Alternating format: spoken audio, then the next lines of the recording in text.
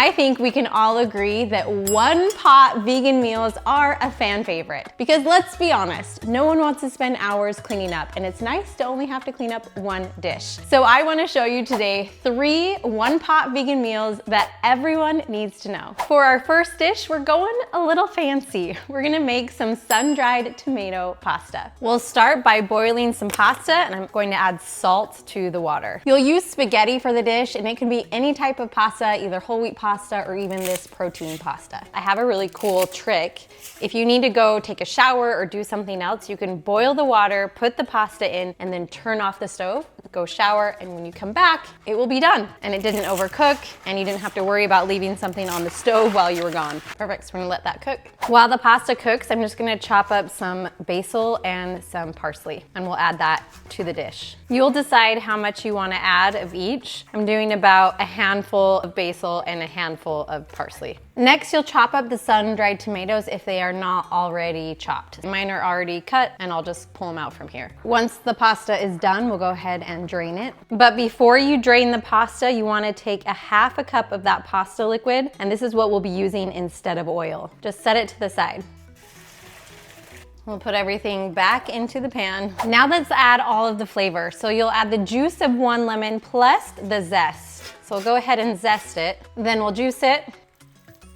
Next, we'll add the herbs, the parsley and basil. And then we'll add a little bit more flavor. We'll add 1 teaspoon of dried oregano, a half a teaspoon of smoked paprika. I'm just gonna eyeball it here. 1 teaspoon of garlic powder. You can add red pepper flakes if you like it spicy. I'm gonna leave it out just for my kids' sake. Next, you'll add about 2 tablespoons of nutritional yeast. Now again, I'm eyeballing this today because I'm truly making this a one-pot meal so that I don't have to clean up as many dishes. And then you'll do salt and pepper to taste. So I'm just gonna sprinkle a little bit now and then taste it and go from there. We'll add in a half a cup of that pasta water just to help absorb everything, mix it all up. And then the star of the whole dish is the sun-dried tomatoes. If you wanna go completely oil-free, you can choose the dried sun-dried tomatoes that have no oil in them. And you'll kind of do this to taste, however many you like. I love them. So I'm gonna use about a third of this jar really. Usually that's about, if you were going to have the sun-dried tomatoes whole, it's around 5 to 7 whole sun-dried tomatoes. You can always add more if you like it.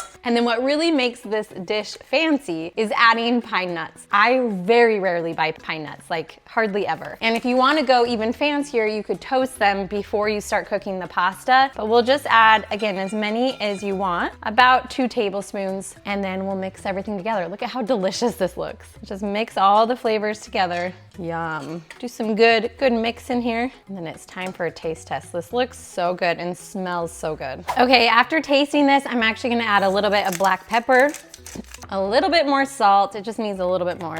A little bit more nutritional yeast. So that's about 1/4 a cup total of nutritional yeast. And then I'm just gonna add more parsley. Just give it a little bit more greens. Okay, now let's mix it up. Yeah, and I think that will be perfect. All right, time to taste. Now I love sun-dried tomatoes, and the pine nuts just make this so fancy. This really elevates your typical spaghetti. It tastes so good. I love the herbs. I love the flavor. It is awesome.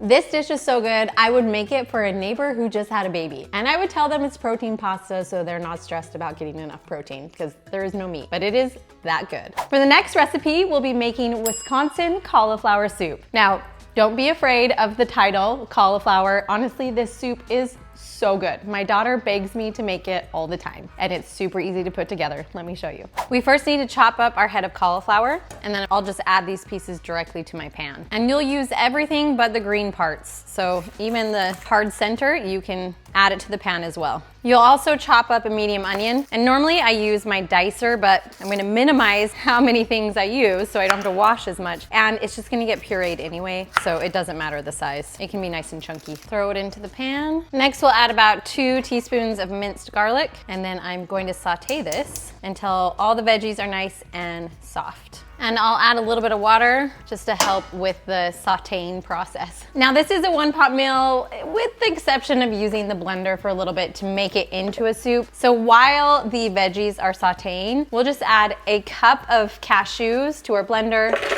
a half a cup of nutritional yeast, 2 tablespoons of cornstarch or arrowroot powder, 2 teaspoons of seasoned salt, and I'm using the light version. It's really easy to find at the grocery store. 1 teaspoon of onion powder, 1 cup of water, a half a teaspoon of paprika. And now for the hardest part, and that is getting all the sauteed veggies in there.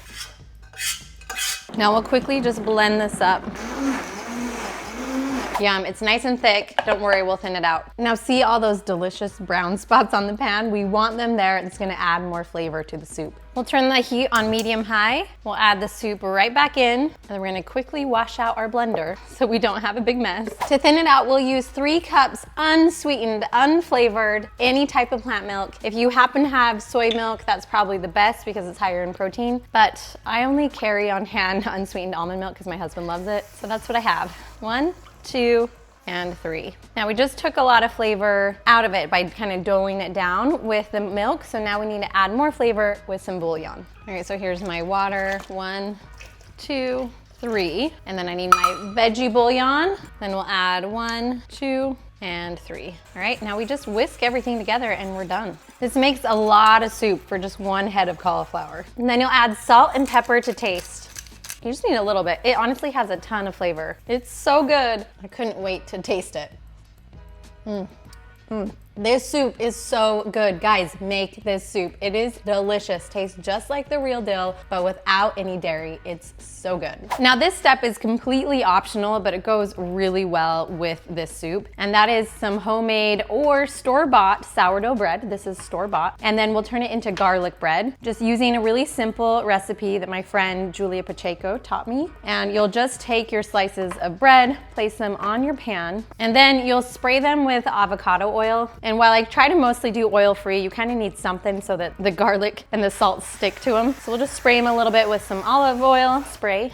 Next, we'll add garlic. Now you could simplify this even more and do garlic salt, but I don't have garlic salt. So we'll do garlic on each one, then you'll do salt on each one. And last but not least, Italian seasoning. It really does make a big difference, just to make it look pretty. And then we'll put this in our oven on broil. Make sure you watch it. Watch it very closely so it doesn't burn.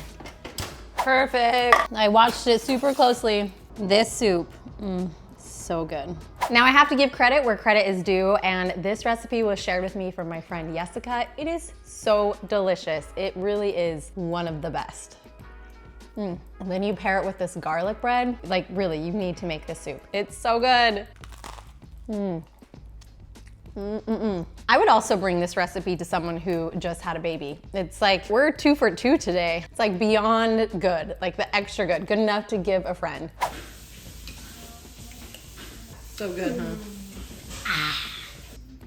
You know what? This also has me thinking and wondering if you have signed up for my free meal guide. If you haven't, it is delicious. It's a whole week of whole food plant-based recipes. I switch it out every season, so make sure that you grab it by clicking on the link below. For the last recipe today, I'll be making vegan mushroom risotto. To our pan, we will add 1 onion diced and 3 cloves of garlic. Now, I want to make this a complete meal, so I'm actually going to crumble in some tempeh and add some flavor to it. So let me turn on the heat. And while the onion and garlic is cooking and water sauteing, I'm just gonna add in some tempeh so that we have the protein to make this a complete meal. I think crumbled tempeh goes great with rice. You almost don't even realize that you're having tempeh. You could also do a can of white beans if you don't want to do tempeh. And I'll water saute that onion so it doesn't burn.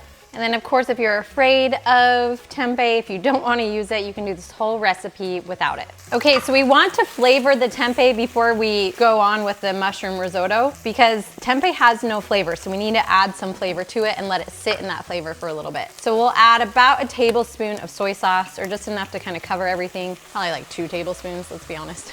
And then about 2 tablespoons of nutritional yeast, just enough to cover it all. And then we'll do some onion powder, about a teaspoon, and about a teaspoon of garlic powder. So we want these flavors to start to kind of marinate together. And then I'm gonna turn it on low heat while they just kind of sit there, and I cut up my mushrooms. Okay, next you'll add about 4 cups of mushrooms. Your choice of mushrooms. It could be button mushrooms, it could be portobello mushrooms. I'm gonna add shiitake today, and then some just regular button mushrooms. And they're already sliced, so all I need to do is just kind of crumble them up because I don't want them super thick. I'll crumble these up, and then next my shiitake mushrooms. mushrooms. Okay, so I'm going to turn my heat back up a little bit higher, and I'll add a little bit of water so it doesn't burn, and we'll just cook these through before we add in the rice. Next, we'll add 1.5 cups of brown rice. And I'm using brown rice just because that's all the rice I ever buy. And it is dry rice, I did not wash it, because I want it to absorb all of the flavors here. So before we add any liquid, we're just gonna let that brown rice just absorb all the flavors of the dish right now. Before we add in the water, I want to add about a tablespoon of thyme. I love the flavor of thyme, so it's a lot. So we have all the flavors, they've all come out, so now it's time to add the veggie stock. So we'll add just 1 cup at a time. So I'll do 1 cup of water, and I'm gonna make sure it's warm water. So that's key, hot or warm water. So this is hot water. I'm just adding it 1 cup at a time, and then I'll add my teaspoon of veggie bouillon at the same time. Now the thing with mushroom risotto is you have to keep stirring. You have to kind of watch it and just keep stirring.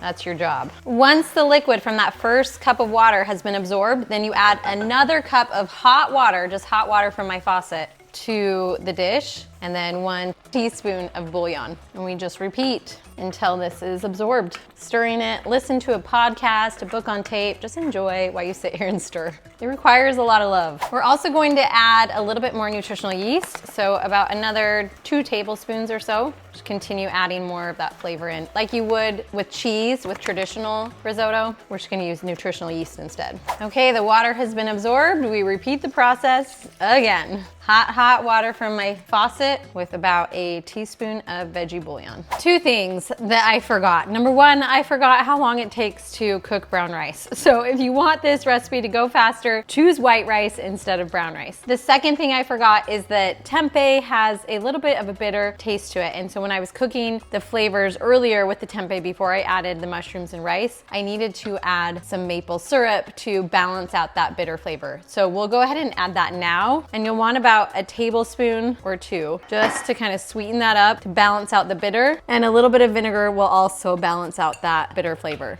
So a little bit of vinegar, a little bit of maple syrup, again, about a tablespoon. Now let's mix everything together and it should taste a lot better. Then we need to top it off with nutritional yeast to add more of a cheesy flavor. Also, I ended up adding 5 cups, so it was 5 cups of broth here. And then the juice of 1 lemon. Ooh.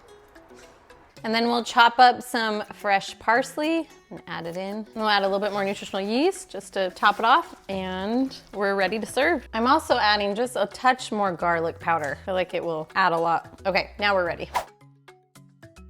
Okay, that took way too long to cook. But the mushroom risotto is done, and a little tip, it's nice to have a little bit of vegan Parmesan cheese to put on top. That way my kids will actually eat it. So let's try it out. Yeah. I think it'd definitely be better probably without the tempeh, but I like that it's a complete meal with the tempeh. The tempeh just makes it a little more bitter. You could also use tofu instead to add more protein. If you like this video, I know you'll absolutely love my other videos where I show you how simple and easy it is to eat plant-based, especially my dump and go videos. So make sure to check those out as well.